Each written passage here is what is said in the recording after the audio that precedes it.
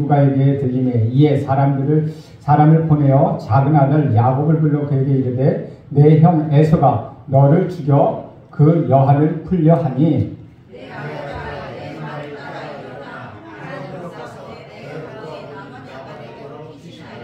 내 형의 노가 풀리기까지 몇 날 동안 그와 함께 거주하라.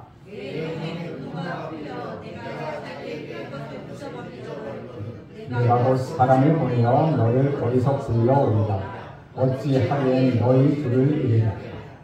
리브가가 이삭에게 이르되 내가 햇사람의 딸들로 말미암아 내 삶이 싫어졌거늘 야곱이 만일 이 땅의 딸들 곧 그들과 같은 햇사람의 딸들 중에서 아내를 맞이하면 내 삶이 내게 무슨 재미가 있으리이까. 한바여 이르되 너는 가나안 사람의 딸들 중에서 아들을 취하게 하고 일어나 갓단 아람으로 가서 내 외조부 부벨의 집에 이르러 거기서 내 외삼촌 나발의 딸 중에서 아내를 맞이하라.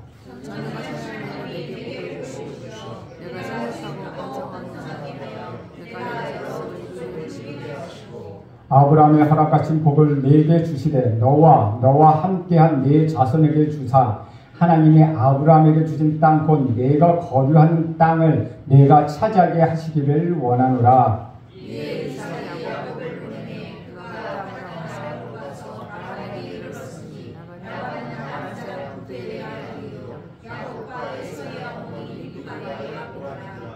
에서가 본즉 이삭이 야곱에게 축복하고 그를 밧단 아람으로 보내어 거기서 아내를 맞이하게 하였고 또 그에게 축복하고 명하기를 너는 가나안 사람의 딸들 중에서 아내를 맞이하지 말라 하였고 에서가 또 본즉 가나안 사람들의 딸들이 그의 아버지 이삭을 기쁘게 하지 못하는지라. 이에 에서가 이스마엘에게 가서 그 본처를 내 아브라함의 아들 이스마엘의 딸 느바요스의 부인 마할랏을 아내로 맞이하였더라. 아멘. 이것은 주님의 말씀입니다. 우리는 하나님의 사람도 실수한다는 얘기를 들었습니다. 여러분 실수를 할 수도 있고 저도 목사이지만 실수할 수 있습니다. 그러나 실수가 실패를 의미하는 것은 아니라는 것이죠. 대가를 치르고 고통을 겪을지라도 오히려 복이 될 수 있다는 것입니다. 실수를 저지르고도 아무런 고통스러운 대가를 치르지 않는다면 우리는 계속해서 같은 실수를 반복해서 저지를 것입니다. 이런 의미에서 보면은 형벌이나 고통의 대가는 다시 실수하지 않도록 만드는 하나님의 방법이기도 하다는 것이죠. 작은 실수는 큰 실수를 막아주기 때문입니다. 그러나 실수하고 죄를 지으면 고통스러운 대가를 치러야 한다는 것, 그 사실을 잊지 마시기 바랍니다. 에서의 실수는 장자권을 소홀히 여기고 단팥죽 한 그릇에 그 장자권을 팔아버렸다는 것입니다. 우리 예수님께서는 돼지에게 진주를 던지지 말라고 말씀하십니다. 복에도 복의 가치를 모르면은 그 복이 있어도 복을 잃어버린다는 것이죠. 바로 그 사람이 에서였다는 것입니다. 에서는 무한한 가능성이 있었던 사람이지만 영적인 것보다는 물질적인 것, 세상적인 것에 더 관심이 많았던 사람입니다. 그래서 그는 장자권을 잃어버렸습니다. 장자권을 잃어버렸다는 것은 축복권을 잃어버린 것을 의미한다는 것이죠. 그러면 야곱은 실수와 죄에 대해 어떤 대가를 치릅니까? 야곱은 실수하고 죄를 저질렀지만 야곱은 에서와 달리 축복의 소중함을 알고 있었습니다. 그래서 그는 단팥죽 한 그릇을 가지고도 장자권을 섰고 거짓말하고 산을 서서라도 형의 축복권을 빼앗아 온 것입니다. 야곱은 영적인 소중함을 알았습니다. 그러나 야곱은 그것을 가져오는 방법이 거짓과 속임수였다는 점, 그 점에 문제가 있었다는 것이죠. 그래서 야곱도 전 생에 거쳐 가장 혹독한 대가를 치르게 됩니다. 가장 먼저 치른 대가는 형제 사이가 원수 사이로 바뀐다는 것이죠. 우리 27장 41절에 보면 이렇게 기록합니다. 그의 아버지가 야곱에게 축복한 그 축복으로 말미암아 에서가 야곱을 미워하여 심중에 이르기를 아버지를 곡할 때가 가까웠은즉 내가 내 아우 야곱을 죽이리라. 그렇게 다짐했다는 것이죠. 에서는 한배에서 태어난 형제 야곱이 한없이 미웠습니다. 그래서 아버지가 죽으면 동생을 죽여버리겠다고 결심합니다. 야곱은 모든 것을 다 얻은 줄 알았지만 너무나 소중한 형제의 우애를 잃어버렸다는 것이죠. 그것뿐만 아니라 자기가 태어났고 가족들과 친구들이 있는 집을 떠나야 했다는 것이죠. 우리 42절 말씀 함께 읽겠습니다. 시작. 맏아들 에서의 이 말이 리브가에게 들리매 이에 사람을 보내어 작은아들 야곱을 불러 그에게 이르되 내 형 에서가 너를 죽여 그 한을 풀려 하니. 리브가는 부엌에 있으면서도 많은 정보를 듣는 사람입니다. 이삭이 하는 말을 들었고 오늘 또 에서에게 에서에게 할 축복을 야곱에게 하도록 만들었고 이번에는 에서가 중얼거리는 말을 듣고 야곱을 피신시켜야겠다고 생각합니다. 결국은 야곱은 자기 집에서 쫓겨나게 됩니다. 그는 아버지의 집을 떠나게 된다는 것이죠. 이것이 야곱의 치르는 대가입니다. 반짝인다고 해서 모두 다 금은 아니라는 것이죠. 이것을 얻었다고 생각하지만 집어들고 보니 그것은 금덩어리가 아니라 자기 손을 찌르는 유리 조각일 수도 있다는 것입니다. 이때부터 야곱의 삶은 도망자의 삶으로 변신합니다. 언젠가 도망자라는 제목의 영화를 함께 보았습니다. 그 영화에 발견한 것은 도망자의 비극은 도망할 곳이 없다는 그 사실이라는 것이죠.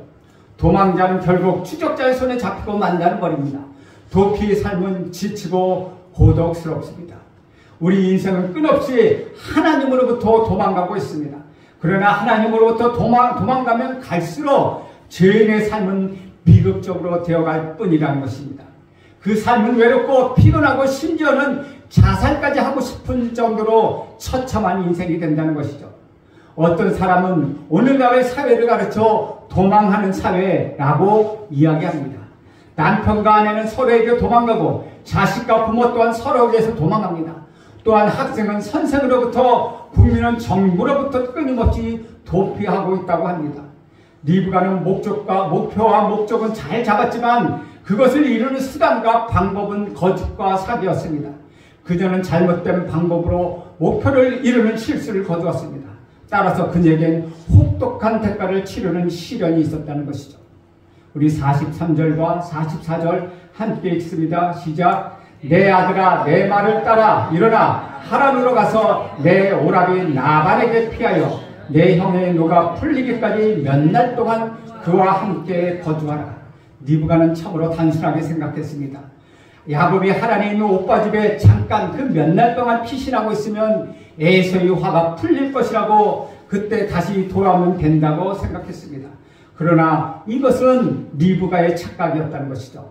몇 날이나 몇 달 동안에 참으면 될 수 있었지만 이후로 야곱과 리브가는 다시 만나지 못했습니다. 야곱은 리브가의 죽음도 맞이하지 못했다는 것이죠. 금방 돌아올 줄 알았던 야곱이 그의 생애 동안 돌아오지 못하고 영원히 이별하게 되었기 때문에 리브가는 눈물로 세월을 보낼 수밖에 없었다는 것이죠. 45절 말씀도 함께 읽겠습니다.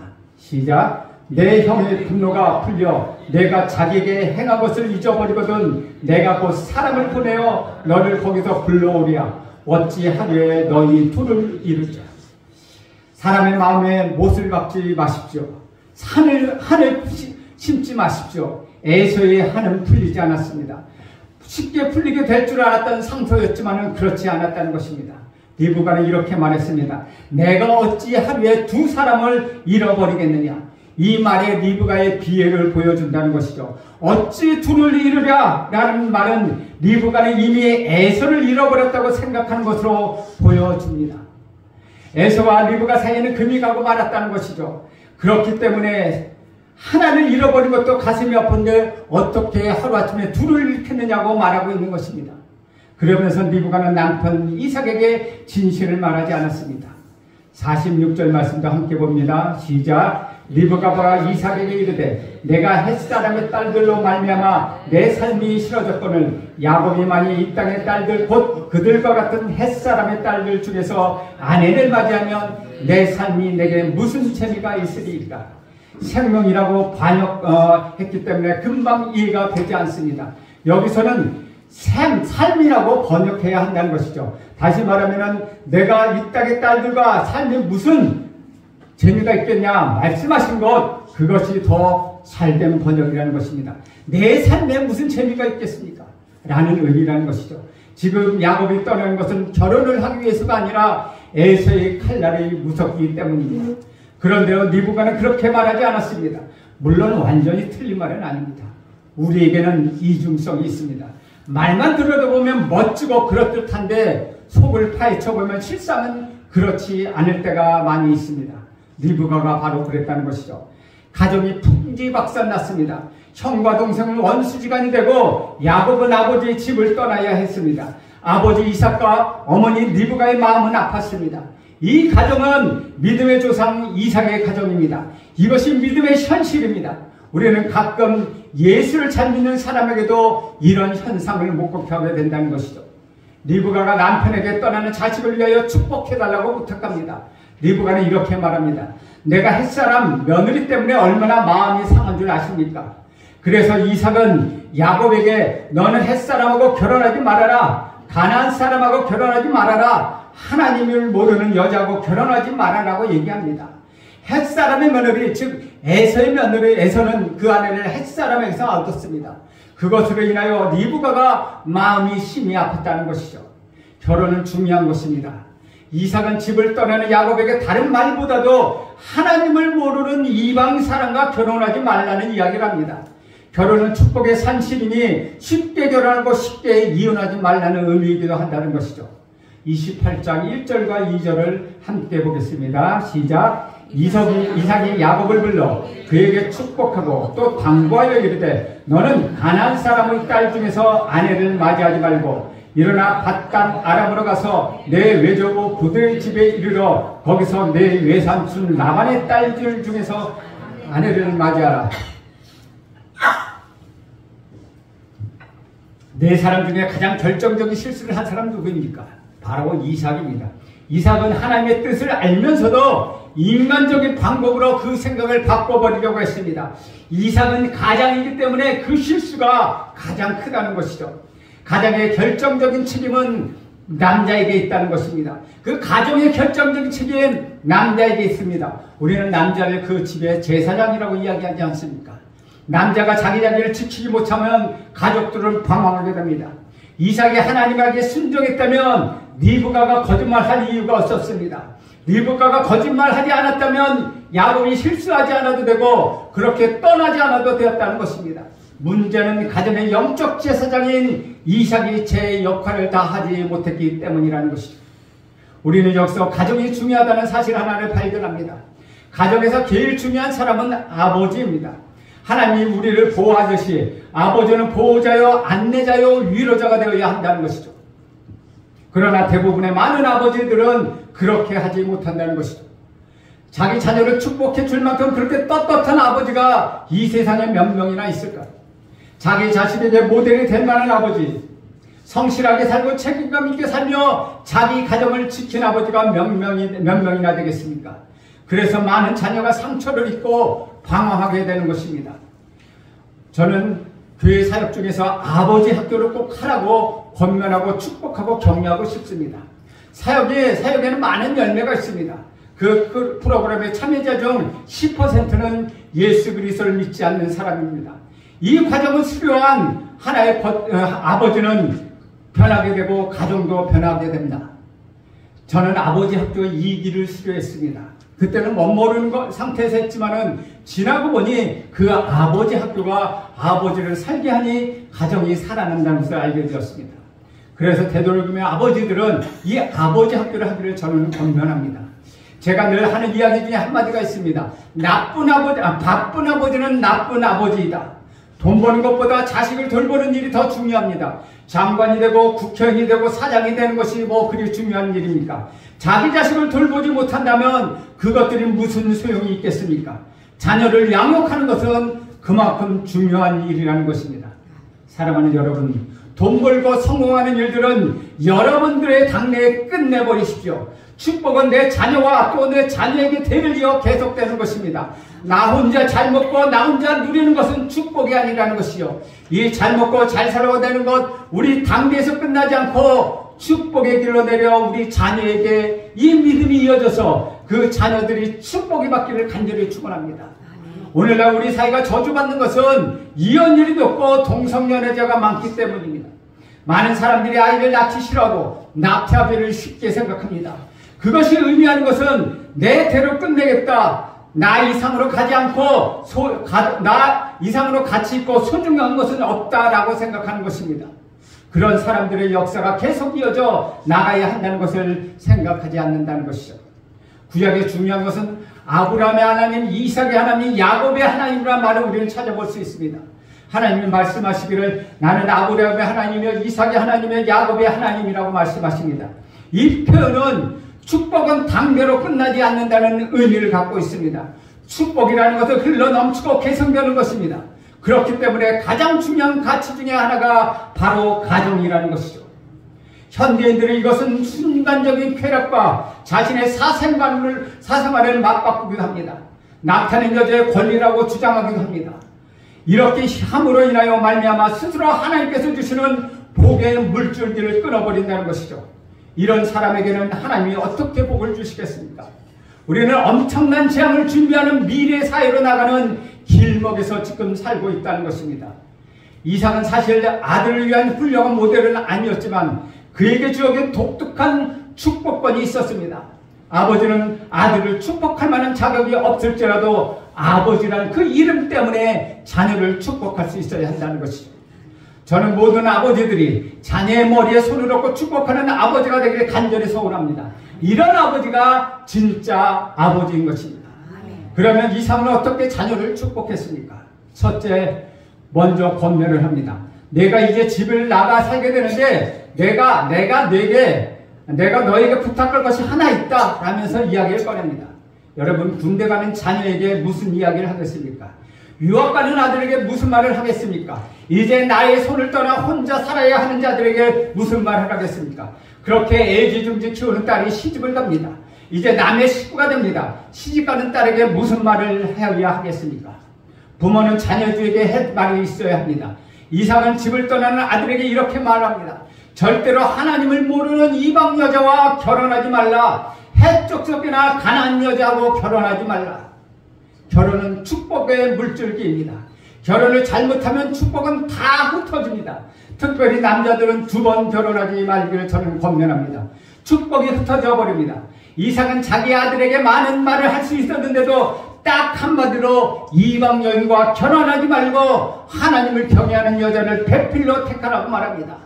이 말은 그 사람이 학력이 없고 그 사람의 얼굴이 못생겼다 하더라도 그것은 중요하지 아니하니 하나님을 경외하는 그 여자와 결혼하라는 의미를 담고 있습니다. 저는 오늘 이 설교로 결혼 정령기에 갖고 있는 자녀나 그 부모에게 영향력이 미치기를 간절히 소원합니다. 권면의 말에 이어 2번째 축복을 합니다. 3절과 4절의 말씀 여러분 함께 읽겠습니다. 시작. 전능하신 하나님이 내게 복을 주시어 내가 생육하고 번성하게 하여 내가 여러 족속을 이루게 하고 아브라함의 허락하신 복을 내게 주시되 너와 함께 내 자손들에게 주사 하나님이 아브라함에게 주신 땅 곧 내가 거류하는 땅을 내가 차지하게 하시길 원하노라. 여러분, 이제 나이가 늙고 세상을 떠날 때 여러분의 할 일은 자녀들을 축복하는 일밖에 없다는 것입니다. 돈을 벌어서 누구에게 주시겠습니까? 사회에 환원할 것입니까? 자녀에게 주실 것입니까? 여러분이 주실 것, 자녀를 축복하는 일밖에 없다는 것입니다. 성경을 보면 축복은 자녀에게 가는 것입니다. 이삭이 야곱을 축복하는데 전능하신 하나님이 내게 복을 주어라고 말합니다. 복은 하나님이 주시는 것입니다. 복의 근원은 하나님이시며 이것이 축복의 핵심이라는 것이죠. 생육하고 번성하게 하사 너로 여러 족속 중에 이루게 하시고 허다한 민족을 만들게 하시고 하늘의 별들처럼 바다의 모래알처럼 내 자손이 번성하게 될 것이다. 이것이 구약에서 나오는 축복의 1호였다는 것입니다. 저는 여러분의 자녀들이 복이 받기를 간절히 원합니다. 복과 믿음이 여러분 당대에 끊어지지 아니하고 그 자녀에게 또 그 자녀에게 계속해서 이어지기를 간절히 소원합니다. 그래서 가정은 주님이 오실 때까지 소중히 지켜내야 하는 것입니다. 가정은 거룩합니다. 가정은 지켜야 합니다. 사탄의 명령에게 하는 일 무엇입니까? 우리의 가정을 파괴하는 것입니다. 그래서 이혼율이 급증하고 동성연애자들과 아기를 낳지 않는 현상이 세계를 뒤덮고 있다는 것이죠. 비록 우리가 과거에 결혼에 실패하였다 하더라도 다시 결혼할 때는 하나님의 뜻대로 해야 한다는 것입니다. 유대인들은 많은 신앙 가운데서도 가정교육과 가정의 소중함을 지켰습니다. 그래서 그 민족은 파괴될 수가 없다는 것입니다. 4절에 보면 아브라함에게 허락하신 복이라는 표현이 나옵니다. 복은 하나님으로부터 오는데 아브라함으로부터 시작되었다는 것입니다. 처음으로 아브라함과 하나님은 계약을 합니다. 하나님은 아브라함에게 내가 내게 복을 주어 너를 복의 근원으로 되게 하겠다. 너를 복 주는 자는 내가 복을 주고 너를 저주하는 자는 내가 저주하겠다. 내 이름을 창대하게 할 것이다. 라고 우리 하나님은 아브라함에게 언약을 주셨습니다. 아브라함의 복은 지금 이삭에게 갔고 이삭의 복은 지금 다시 야곱에게 갑니다. 그리고 계속 흘러서 아브라함과 다윗의 자손 우리 구주 예수 그리스도에 이르게 된다는 것입니다. 너희 하나님 아브라함에게 주신 땅 곧 내가 거류하는 땅을 유업으로 주시기를 원하노라고 했습니다. 그러니까 야곱은 다시 돌아와야 한다는 것입니다. 지금 비록 밧단 아람으로 떠나고 있지만 그곳에서 14년 동안 고생하고 있지만 다시 야곱은 돌아올 수밖에 없다는 것입니다. 너희 하나님 아브라함에게 주신 땅, 하나님의 아브라함에게 주신 땅, 곧 내가 거류한 땅을 유업으로 주기를 원하노라고 이삭이 야곱에게 축복함으로 인하여 야곱은 다시 돌아올 수밖에 없었다는 것이죠. 사랑하는 여러분, 신약에 오면 아브라함으로부터 시작된 복이 우리 구주 예수 그리스도 안에 있는 모든 자들에게 이어졌습니다. 그러나 이삭은 큰 복을 받았지만 자녀 때문에 고통을 겪었습니다. 야곱은 집을 떠났고 에서는 잘못된 결혼 때문에 그 고통을 겪어야 했다는 것입니다. 우리 5절에서 8절 말씀 함께 읽겠습니다. 시작. 이에 이삭이 야곱을 보내매 그가 밧단 아람으로 가서 라반에게 이르렀으니 라반은 아람 사람 보드엘의 아들이여 야곱과 에서의 어머니 리브가의 오라비더라. 에서가 먼저 이삭이 야곱에게 축복하고 그를 밧단 아람으로 보내어 거기서 아내를 맞이하게 하였고 또 그에게 축복하여 명하기를 너는 가나안 사람의 딸들 중에서 아내를 맞이하지 말라 하였고 또 야곱이 부모의 명에 따라 밧단 아람으로 갔으며 에서가 또 본즉 가나안 사람의 딸들이 아버지 이삭을 기쁘게 하지 못하는지라. 잘못되는 자녀를 보는 아버지의 아픔이 이삭이 치르는 대가였다는 것이죠. 결국 에서는 아무 복을 받지 못하고 마음이 심한 상처만을 입었습니다. 그리고 상처 입은 마음을 야곱에게 돌려 그를 죽이고자 합니다. 그런데 떠나는 야곱을 아버지 이삭이 축복하는 광경을 보게 됩니다. 이삭은 야곱에게 가난한 여자하고 결혼하지 말라고 축복합니다. 그리고 야곱은 그 말을 받아들이고 순종합니다. 그리고 에서는 자기 부인이 이방 여자여서 부모를 기쁘게 하지 못했다는 것을 깨달았습니다. 그래서 에서는 자기가 근본적으로 잘못됐다는 것을 알고 회복하고 싶었습니다. 에서는 아브라함의 서자 이스마엘의 딸을 맞이하여 결혼합니다. 가슴 아픈 이야기입니다.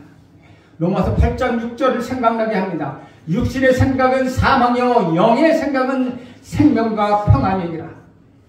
히브리서 12장 2절에 이런 말씀이 있습니다. 믿음의 주여 또 온전하게 하시는 이인 예수를 바라보자. 그는 그 앞에 있는 기쁨을 위하여 십자가를 참으사 부끄러움을 개치 아니하시더니 하나님 보좌 우편에 앉으셨느니라. 주 안에서 사랑하는 여러분, 하나님 중심으로 사는 그 원칙을 버리지 마십시오. 실수를 해도 우리는 회복하게 될 것입니다. 하나님께 돌아오면 과거의 모든 상처를 입고 우리는 회복하게 될 것입니다.